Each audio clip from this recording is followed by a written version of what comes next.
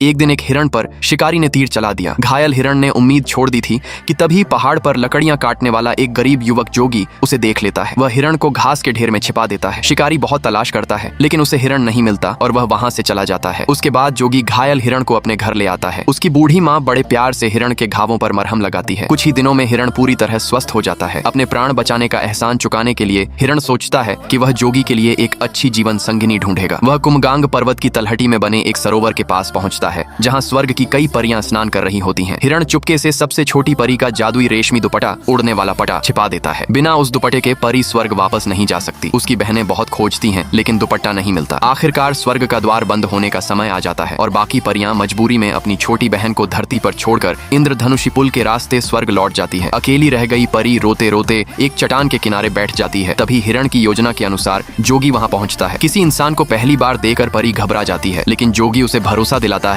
कि वह कोई बुरा इंसान नहीं है। परी अपने खोए हुए दुपट्टे के बारे में पूछती है मगर जोगी सच सच कहता है कि उसने उसे नहीं देखा। शाम होने लगती है इसलिए जोगी उसे अपने घर चलकर रात बिताने का निमंत्रण देता है। परी उसकी बात मान लेती है। घर पहुंचकर परी जोगी की माँ को आदर पूर्वक प्रणाम करती है। उसकी विनम्रता और सादगी देखकर माँ बहुत खुश होती है और उसे बेटी की तरह अपने घर में रहने देती है। जब उन्हें परी के खोए हुए दुपट्टे की बात पता चलती है तो वे उसे चिंता न करने और आराम से घर में रहने के लिए कहती हैं। उधर स्वर्ग पहुंची परियां अपने पिता को बताती हैं कि उनकी छोटी बहन धरती पर रह गई है। यह सुनकर स्वर्ग के राजा क्रोधित हो जाते हैं और एक देवदूत को आदेश देते हैं कि वह तुरंत धरती पर जाकर परी को वापस लाए, नहीं तो उसे कठोर दंड मिलेगा। समय बीतने लगता है। परी जोगी के घर में पूरी तरह घुल मिल जाती है। जोगी की माँ अपनी शादी के समय की सबसे कीमती पोशाक उसे पहनने के लिए देती है। परी उसे खुशी खुशी स्वीकार कर लेती है। जोगी और उसकी माँ की सच्चाई, दयालुता और प्रेम से प्रभावित होकर परी जोगी से विवाह कर लेती है। दोनों का प्रेम कुमगांग पर्वत को उनकी मोहब्बत का गवाह बना देता है। अब परी स्वर्ग लौटने की इच्छा छोड़ देती है और जोगी के साथ धरती पर ही खेती बाड़ी और साधारण जीवन जीने लगती है। उनके पास धन दौलत नहीं होती लेकिन उनका जीवन प्रेम और खुशियों से भरा होता है। लेकिन यह सुख ज्यादा दिनों तक नहीं टिकता। एक दिन परी को एक गुफा में अपना खोया हुआ जादुई दुपट्टा मिल जाता है। वह उससे खुशी खुशी अपनी सास को दिखाती है। माँ समझ जाती है कि अब परी शायद हमेशा के लिए उनसे दूर चली जाएगी। वह अपने आंसू छिपाकर मुस्कुराने की कोशिश करती है। परी भी उनकी पीड़ा समझ जाती है और यह साबित करने के लिए कि वह अब कभी स्वर्ग नहीं लौटना चाहती वह उसी समय अपना दुपट्टा फेंक देती है। लेकिन तभी स्वर्ग से आया देवदूत उन्हें ढूंढ लेता है। वह बादल का रूप धारण कर